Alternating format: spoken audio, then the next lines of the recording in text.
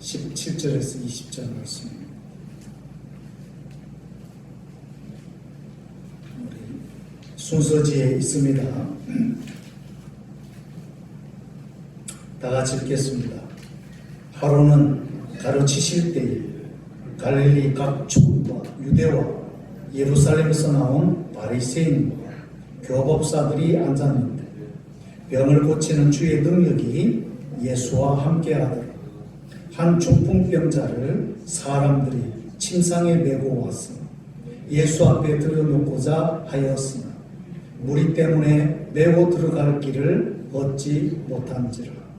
지붕에 올라가 기와를 벗기고 병자를 침상채 무리 가운데로 예수 앞에 달아내리니 예수께서 저희 믿음을 보시고 이르시되 이 사람아 네 죄 사함을 받았느니라 하시니. 아멘. 또 우리 오랜만에 우리 수잔 선교사님 오셨습니다. 반갑습니다. 한국의 100세 이상을 사신 노학자의 지혜로운 말씀 중에 하나는 100살쯤 살아보니 인생에서 가장 행복한 순간이 어떤 때였는가를 생각해 볼 때에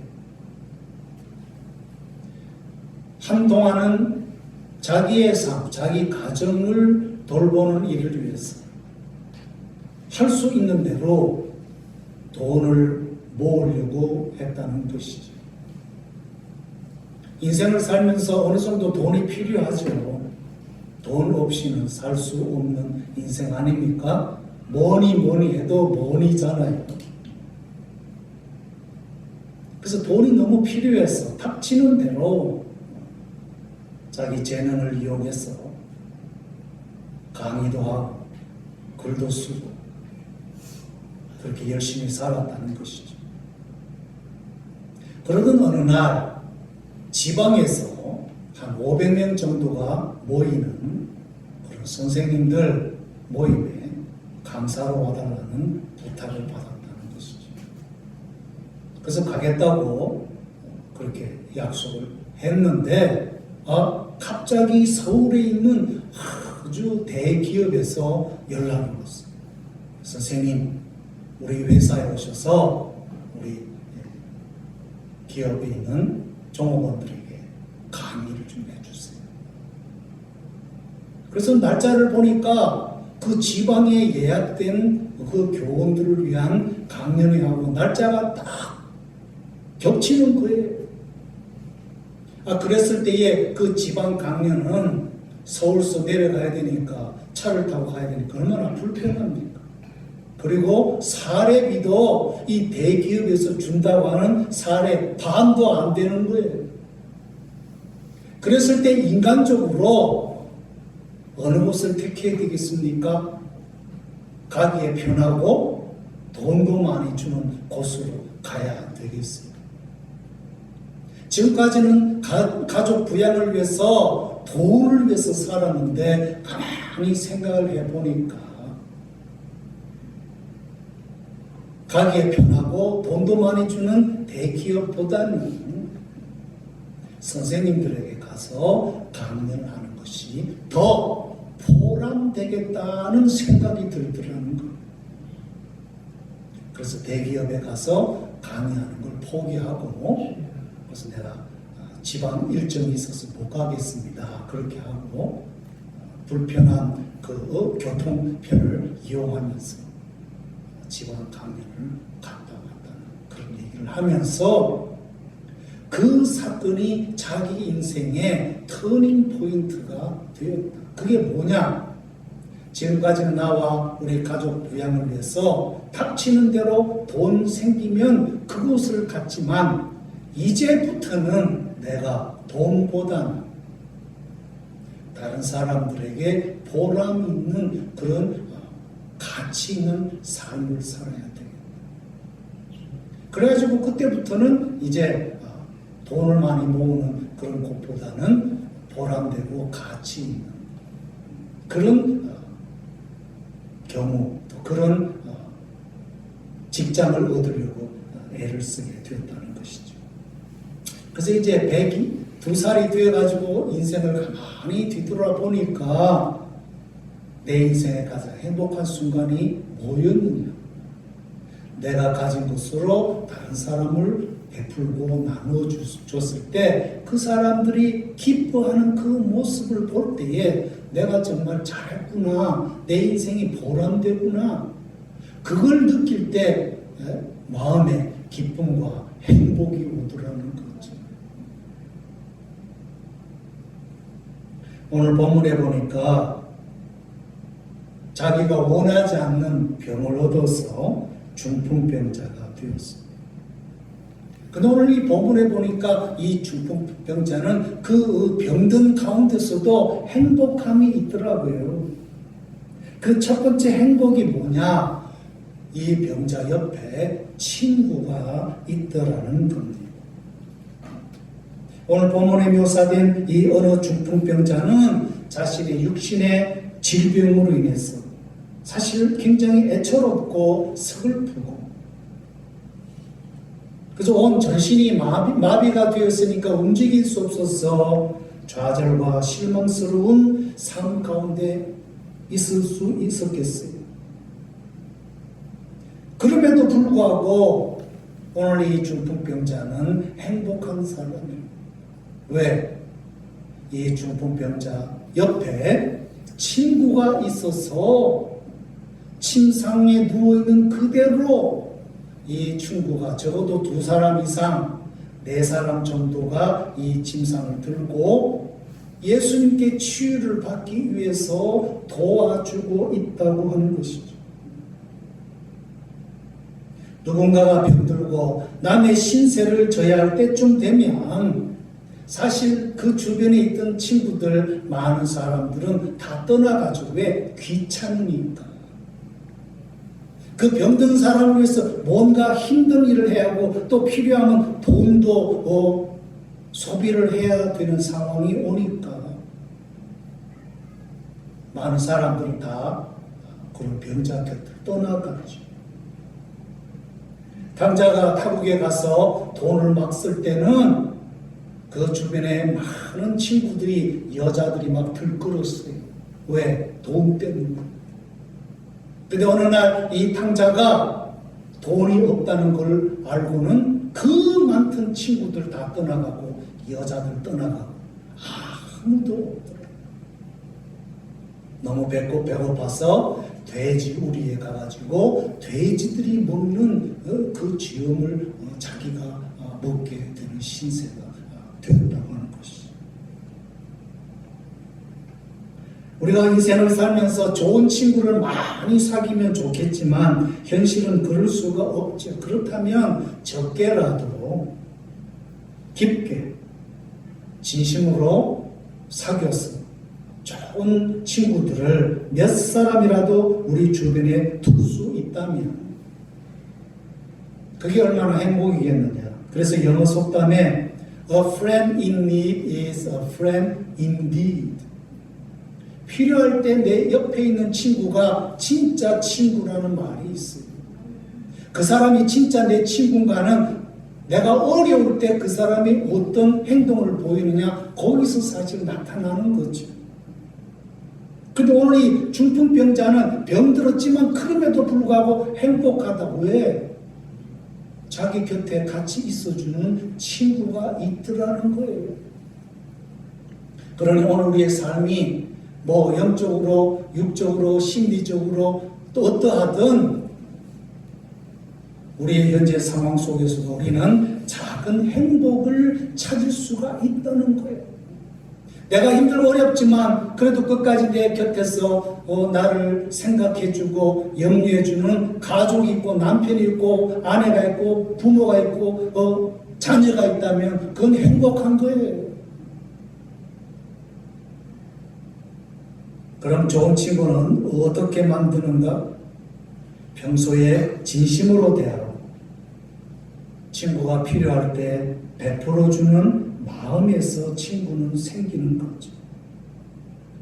평소에는 그렇게 다른 사람에게, 옆에 있는 사람에게 관심도 없고 나눠주는 것도 없다가 어느 날 갑자기 자기 필요 때문에 전화하고 도움을 요청했을 때 과연 얼마나 많은 사람이 관심을 갖고 찾아오며 도와주려고 할까? 내가 먼저 베품이 없는데, 그래서 그 사람들에게 감동이 없는데, 어떻게 내가 필요할 때 친구가 되어서 다가와 줄 수 있을까? 베품이 없이는 진정한 관계는 이루어지지 않습니다. 마태복음 7장 우리 주님 말씀하시기를 대접을 받고자 하거든 먼저 대접하라. 그래서 오죽이 구절이 귀하면 영어로 골든 룰이라고 그러겠습니까? 황금률. 오늘 우리 현대인들은 다 카톡을 셀폰을 가지고 있고 한국 사람들은 카톡 메시지를 가지고 있습니다. 하루에도 여러 번 그 셀폰을 바라보고 카톡 메시지를 바라볼 거예요. 누군가에게서 메시지가 왔는가? 매일 엄청난 메시지를 받고 싶으면요, 비결이 뭡니까? 내가 먼저 메시지를 짧게라도 보내는 거예요. 안녕하세요. 잘 있습니까? 이 코비드 시대에 평강하고 건강하기를 바랍니다. 끝에 러브 뿅뿅 해가지고 보내면요, 아마 쫙 다 올 거예요. 자기는 보내지 않았고 맨날 그냥 누구한테서 안 오는가 기다리면 무슨 소용이 있어? 안 와요. 우리 주님이 말씀하셨어요. 대접받고 싶으면 먼저 대접하라고. 그래서 제가 가끔 카톡 메시지 쫙 보내면요, 하여튼 몇 분 뒤부터 뿅뿅뿅뿅뿅 팍 들어와요. 내가 어떤 지위를 가지고 있든, 내가 나이가 많든 적든, 내가 대접받고 싶으면 먼저 베풀면 오는 것. 이건 진리이고 주님이 말씀하신 겁니다. 그리고 감사를 받았으면 땡큐 카드를 보낸 아주 정성을 다했습니다. 우리가 식당에 갔을 때 메뉴를 이제 선택하고 스튜어디스가 아니라 웨이터나 웨이트레스가 와가지고 물으면 메뉴를 얘기하지 않습니까? 그럼 꼭 묻는 게 있어요. 음료수는 뭘 할 건가? 그랬더니 뭐라고 대답합니까? Water or Coke. 자기 원하는 대로. 그랬을 때 뭐라고 붙여요? Coke, please. Water, please. 이 소리를 들었을 때 상대방, 이 고객이 배운 사람이구나. 이 사람은 다른 사람을 배려하는 사람. 근데 우리 한국 사람들은 이게 정말 안 될 거예요. 여러분 미국 식당 가서 주문하고 난 뒤에 플리스 붙이는 분 얼마나 되십니까? 그게 습관이 된 분 얼마나 되어 있어요? 아마 거의 안 될 거예요. 근데 정말 우리가 교양 있는 사람이라는 것을 다른 사람이 느끼게 만드시려면 우리가 주문하고 난 뒤에 반드시 please. 그러면요, 상대방이 너무너무 기분 좋아요. 이분은 교양이. 그래서 앞으로는 Coke, please. Water, please. 그렇게 꼭 하시기를 바랍니다. 오늘 이 중풍병자의 두 번째 행복은 뭐냐? 그래가지고 친구들이 와서 이 중풍병자를 치유받기 위해서 예수님에게로 데리고 가려고 할 때, 막상 가보니까 어느 집에서 예수님이 그 엄청난 사람들 가운데서 이제 말씀을 가르치고 있는데, 너무너무 사람들이 많아가지고 이 병자를 비집고 데리고 갈 틈이 없는 거예요. 그랬을 때 웬만한 사람 같으면 여기까지 힘들게 왔는데 안 되겠다. 예수님에게 도무지 우리가 데려갈 수가 없다. 장애물이 많아가지고 포기할 수도 있을 것인데 이 친구는 진짜 친구 같아. 그런 장애물이 있음에도 불구하고 포기하지 아니하고 그 친구가 있는 침상을 끌고 어디로 갔어요? 지붕 위로 올라요. 그 지붕으로 올리는 그거 한번 상상해 보세요. 이게 보통 힘든 게 아닌 거죠. 거기다가 지붕의 기와를 다 뜯고 거기다 구멍을 해요. 침상에 내려갈 수 있는 그 구멍이 뭐 어느 정도 커야 되니 대단한 거죠. 그래가지고 뭐 네 사람인지 모르겠지만 그 구멍난 지붕에서 침상을 내려가지고 예수님이 계신 그 코앞으로 다 내려놨다. 오늘 이 친구는 병든 친구를 생각해주는 그런 배려의 마음이 있을 뿐만 아니라 장애물이 있을 때 포기하지 않는 예수님 발 앞에까지 완전히 그 친구를 내려놓는 집념을 보여주고 있다고 하는 것이죠. 오늘 우리 성도님들은 예수님을 향한, 예수님에 대한 사랑, 예수님에 대한 믿음, 예수님을 위한 선행에 있어서 어느 정도 집념을 가지고 있습니다. 저는 우리 피닉스 장로교회 성도님들은 비록 숫자는 적지만 저는 이런 집념이 있는 것을 저는 느끼고 있습니다. 어디서요? 지난 1년 반 동안 코비드 전염병 가운데서 우리 교회가 주일날 한 번도 문 닫은 적이 없어요. 그 얘기를 했더니까 많은 목회자들이 놀래더라고요. 터키 가가지고 한국에서 오신 목사님들한테 얘기를 했더니 와, 목사님 교회 성도님들 참 믿음이 대단하군요. 저는 사실 작년에 처음 우리 교회 성도님들 전염병 막 돌 때 주일 예배 어떻게 할까요? 제가 투표를 하지 않았습니까? 저는 당분간 모이지 말자고 얘기할 줄 알았어요. 근데 세상에 한두 사람 빼고는 다 그냥 계속 모여야 된다. 거기에 제가 놀래버렸어요. 우리의 세상 정욕을 향한 집념은 없어도 괜찮습니다. 아니, 없어야 돼요. 그러나 예수님을 향한 이 믿음의 집념, 예수님을 향한 그 사랑의 집념은 강하면 강할수록 좋습니다. 오늘 이 중풍병자 친구의 치유를 위해서 이 친구들은 그들 앞에 어떤 장애물이 있어도 포기하거나 좌절하지 않았어요. 오늘 우리 교회에 영육간의 치유가 필요한 성도님들, 형제, 자매가 있다면 그분들을 향한 우리의 중보 기도 포기하지 맙시다. 좌절하지 맙시다. 계속해서 기도합시다. 집념을 가지고 완전히 나을 때까지 예수의 이름으로 명하노니 모든 질병은 떠나갈지어다. 우리 계속해서 기도하십시다.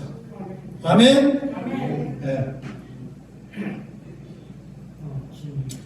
사도 바울은 빌립보서에서 말하기를 나에게 달려갈, 내가 차지할 표대가 있다. 그 표대를 위해서 내가 막 쏜사같이 달려가노라. 그래서 자기가 얻고자 하는 그 표대는 뭐냐?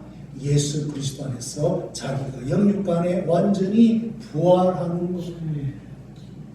우리 인생의 표대가 뭡니까? What is our goal in our life? 그것은 주님 오신 그날 우리가 부활하는 거예요. 영생의 몸으로 부활하는 거예요. 그게 우리 인생의 상급입니다. 그게 표대입니다.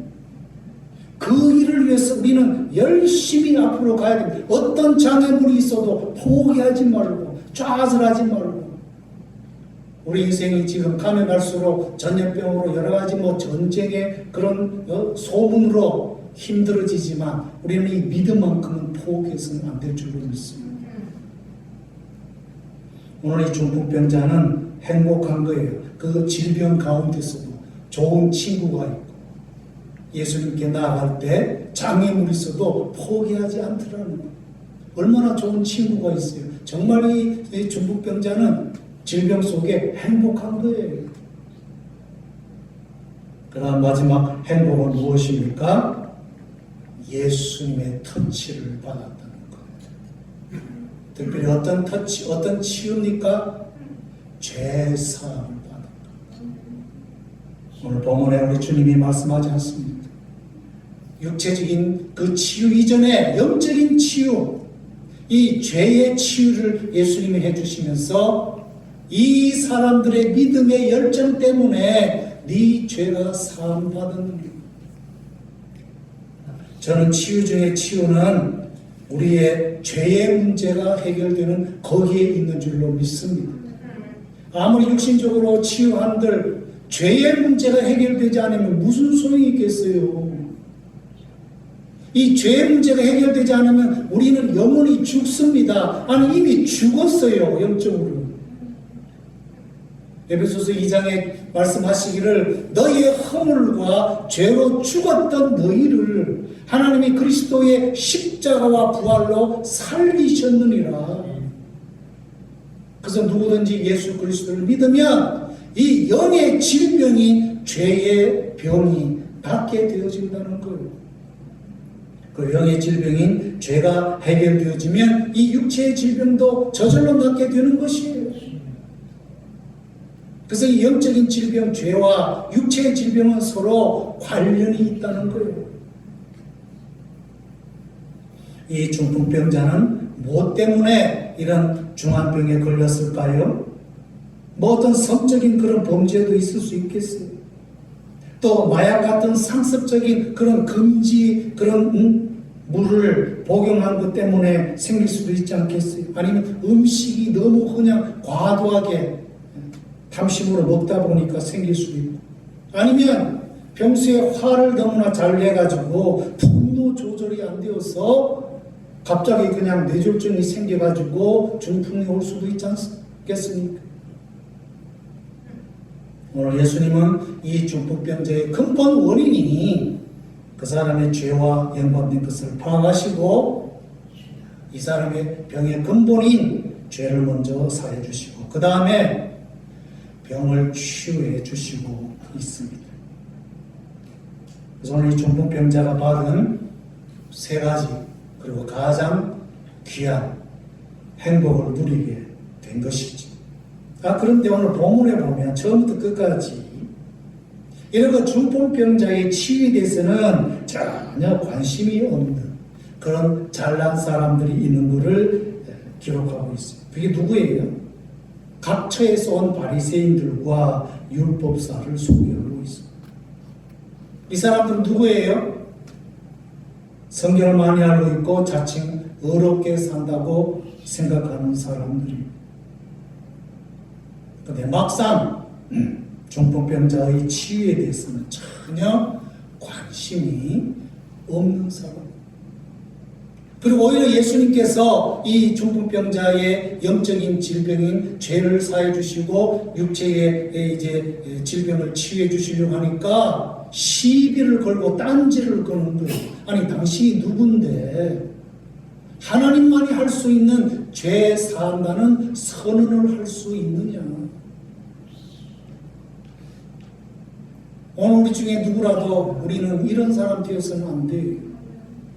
성경은 많이 알고 있고 자기 나름대로 신앙생활은 잘한다고 그러는데 정말 우리 주변에 정말 치유가 필요한 사람들에 대한 긍휼의 마음은 없고 그 치유를 위해서 손을 얹어서 기도해 볼 만한 그런 열정은 없으면서 이러쿵 저러쿵 그냥 비난하고 비판하는 사람들이 있다면 그건 아닌 것 같아요.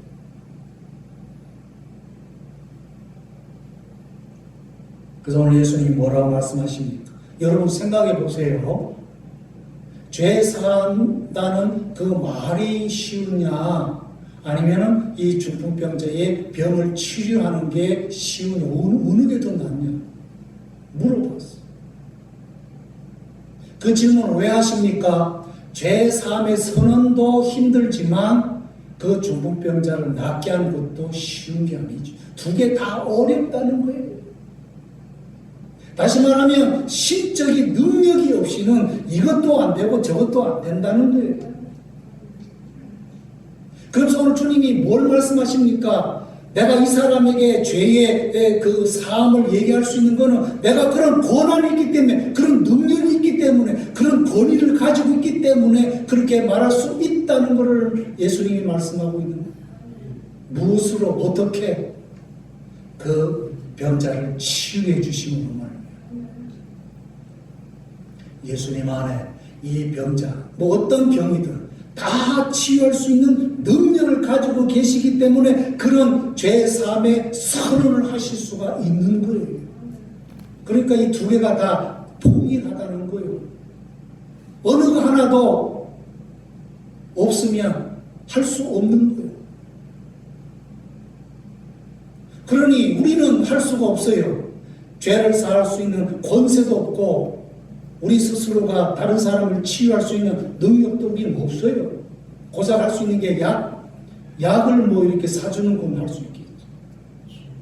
그러나 예수님처럼 권위의 명령을 가지고 그 사람을 터치하고 모든 질병은 떠날지어다. 이런 권세는 자체는 우리에게는 없습니다. 있다면 예수님의 이름으로 예수님이 오셔서 그 병자를 치유해 주실 수 있도록 부탁하는 기도는 할 수 있단 말이에요. 아멘? 우리는 능력의 원천이 아니에요. 우리는 그런 권한이 없어요. 권리가 없어요. 그러나 치유의 능력자이신 예수님을 초청할 수는 있다. 예수님을 빌릴 수는 있단 말이에요. 예수님을 소개할 수는 있단 말이에요. 주님 오셔서 이 고통 속에 있는 이분 만져주시고 치료해 주세요. 영적인 질병인 죄를 사해 주세요. 마음의 병을 치료해 주세요. 육체의 연약한 것들을 낫게 해 주세요.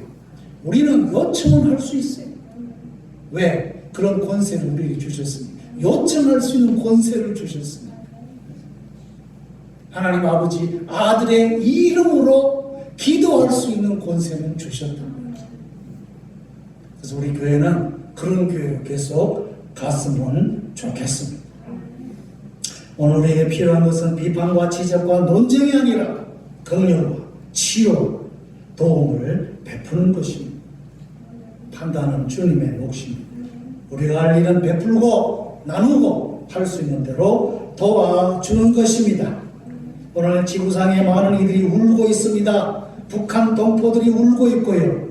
전체주의 국가에서 지하교회, 가정교회 성도들이 신음하고 있고요. 테러리스트에 의해서 군인들이 희생당하고 민간인들이 희생당하는 그런 통곡 시대에 우리는 살고 있습니다. 수십만 명의 난민이 고향을 잃고 방황하고 있습니다. 오늘 지금 이 순간 우리는 지구 이곳저곳에서 들리는 통곡 소리를 들을 수 있어야지. 그리고 친구가 될 수 있어야 합니다. 이것이 이 시대를 향한 우리 주님의 음성입니다. 오늘 주보 칼럼에도 썼어요. 오늘 이 지구상 여기저기서 흘리는 통곡은 뭐냐? 주님의 통곡이랍니다. 그 사람들을 생각하고 그 사람들을 위해서 기도하라고, 그 사람들을 도우라고, 주님의 음성을 들어요.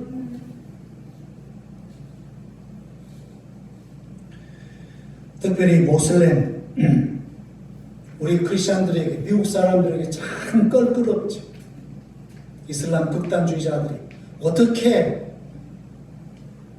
정말 양심이 있으면 군인들을 그렇게 죽입니까? 같은 동족을 그렇게 죽입니까? 있을 수, 참된 종교라면 그럴 수가 없어요.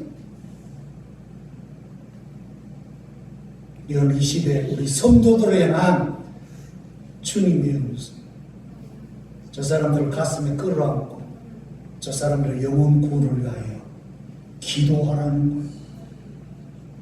테러리스트까지 변화가 되어가지고 예수 믿는 사람들 되는 오늘 우리 주님의 통곡의 음성, 오늘 우리 교회가 그런 주님의 음성을 듣고 기도하실 수 있기를 주의 이름으로 축원합니다. 기도하십시다. 오늘도 하나님, 오늘 이 시대에 지구상 처처에서 통곡의 소리를 듣습니다. 아우성을 듣습니다. 하나님이여, 그것은 주님의 마음입니다. 주님의 심장입니다. 그 영혼들을 생각하고 그 영혼들을 불쌍히 여기고 주님께 돌아오도록 기도하라고 하시는 주님의 음성인 줄 알고, 오늘 이 시간 다 같이 동성으로 주여 부르시면서 기도할 수 있기를 원합니다. 주여, 이 시간도 불쌍히 여겨주시고 우리 시대 여기저기에서 정말 많은 영혼들이 죽임을 당하고 상처를 입고 질병 속에 허덕이고 나라를 잃고 국가를 잃고 헤매며 방황하고 있습니다. 하나님, 저들을 불쌍히 해주시고 우리가 다른 것은 못해도 그 영혼들을 가슴에 품고 주님이 도와주시도록, 주님이 치료해 주시도록, 주님께 돌아올 수 있도록 기도하기를 원합니다. 지금은 기도할 때입니다. 부르짖을 때입니다. 주의 통곡의 음성을 듣기를 원합니다. 기도하는 하나님의 교회, 하나님의 백성들이 되어지게 해주셔서 고통 속에 있는 많은 영혼들이 주의 음성을 듣고 주님께로 돌아오는 놀라운 역사들이 일어나기를 주시옵소서. 불쌍히 여겨 주옵소서. 치료해 주시옵소서. 우리 성도들 가운데 연약하신 분들 성령님의 능력으로 안수하시고 만져주셔서 모든 질병, 악한 마귀, 그 이면에서 역사하는 흑암의 세력들은 다 떠나갈지어다. 다 떠나갈지어다. 치유될지어다. 하나님, 치유의 축복을 허락하여 주시옵소서. 이 모든 말씀 우리 구주